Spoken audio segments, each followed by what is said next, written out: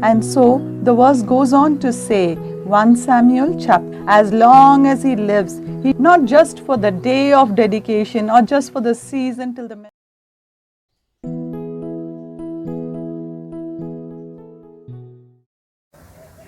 Praise the Lord. Let us turn our Bibles to 1 Samuel chapter 1, a very familiar story of Hannah, the most beautiful woman who gives us a model to pray, and her attitude of heart, her love for God, and how she brings up her child, all too beautiful. The first chapter talks about how her womb was closed by the Lord, and her husband's other woman, the other wife, Phinehah, how she torments her and provokes her because the Lord had closed her womb. And then we go on to see about how beautifully she prays to the Lord. 1 Samuel chapter 1 verses 10, and she was in bitterness of soul and prayed to the Lord and wept in anguish. Then she made a oath and said, O Lord of hosts, if you will indeed look on the affliction of your maidservant and remember me, and not forget your maidservant, but give your maidservant a male child, then I will give him to the Lord all the days of his life, and no razor shall come upon his head.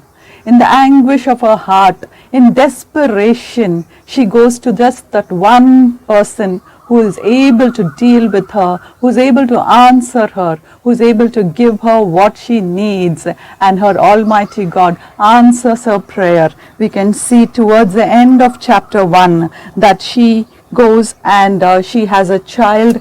And verse 23, if you read, and so Elkanah, her husband, said to her, do what seems best for you. Wait until you have weaned him. Only let the Lord establish his word. Then the woman stayed and nursed her son until she had weaned him. So she has a child and she weans him just for a very short while. But she wants to keep her word. Hannah was a woman of her word, and she keeps her word. One thing that amazes me is that she was not bothered about her child growing with her. She was more bothered about keeping her word, and she trusted that the child is going to grow more beautifully in the presence of the living God. I think she was more happy than to have the trouble of bringing up the child alone in the struggling world with sin and all kind of problems. She was more happy to leave the child totally at the Lord's feet. And so the verse goes on to say, 1 Samuel chapter 1 verse 27, for this child I prayed, the Lord had granted me my petition which I asked of him. Therefore I also have lent him to the Lord. As long as he lives, he shall be lent to the Lord. We see here the word lent to the Lord. That means dedicated. She dedicates her child to the Lord, not just for the day of dedication or just for the season till the memories of dedication are there. But the word of God says, as long as he lives, he shall be lent to the Lord. And then her heart rejoices. Her heart rejoices after the dedication ceremony. The word says, so they worshipped the Lord there. And chapter 2 is about Hannah's prayer. Let us see the joy of her heart, how it overflows in the form of a prayer. And this is the prayer of every mother, a model prayer. And Hannah prayed and said, my heart rejoices in the Lord. My horn is exalted in the Lord. I smile at my enemies because I rejoice in your salvation. No one is holy like the Lord, for there is none beside you, nor is there any rock like our God. Talk no more so proudly. Let no arrogance come forth from your mouth, for the Lord is the God of knowledge, and by him actions are weighed. She must have been thinking about the pain which she has gone through because of her husband's other woman, Phinehah, and she must have been rejoicing that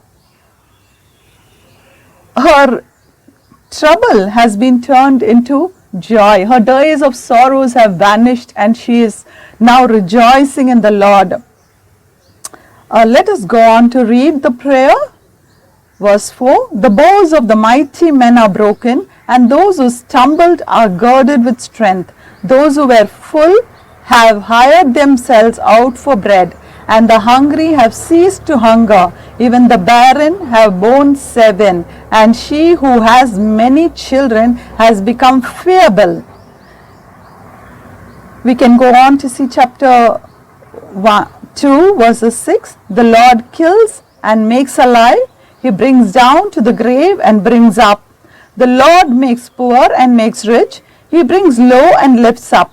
He raises the poor from the dust. He lifts the beggar from ash heap to set them among the princes, to make them inherit the throne of glory.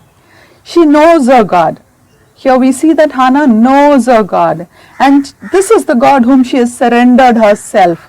A God who is able to kill, make alive, bring people down to the grave, make the poor, and he is the one who makes the rich and he lifts them up. It's an awesome God that she worships, and she just knows her God to whom she has surrendered her son to. And verse 9 goes on, he will guard the feet of his saints, but the wicked shall be silenced in darkness, for by strength no man shall prevail. The adversaries of the Lord shall be broken in pieces. From heaven he will thunder against them. The Lord will judge the ends of the earth. He will give strength to his king and exalt the horn of his anointed.